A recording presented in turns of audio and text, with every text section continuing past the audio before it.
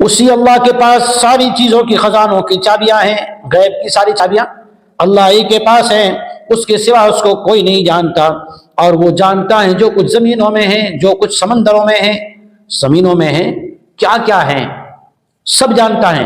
اس کی ایک ادنا سی مثال اللہ نے بیان کی، وما تسقط من ورقۃ الا يعلمها، درخت میں سے، درخت کے بعض درختوں چھوٹے چھوٹے پتے ہوتے ہیں، بالکل چھوٹے پتے، درخت میں سے پتا بھی گرتا ہے تو وہ اسے بھی جانتا ہے، اور زمین کے اندھیروں میں اگر کوئی دانہ بھی بویا جاتا ہے یا دانہ بھی ہوتا ہے تو وہ اللہ ہی جانتا ہے۔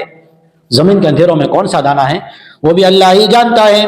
اور جو کچھ تر، یعنی جیسے پھل ہے، اناج ہے، دھان ہے، یہ چیزیں تر ہیں، تر چیزوں کو بھی جانتا ہے، خشک چیزوں کو بھی جانتا ہے، یعنی بڑے بڑے پتھر، چھوٹے چھوٹے کنکر، چھوٹے چھوٹے ذرات، خشک کو بھی جانتا ہے اور تر کو بھی جانتا ہے۔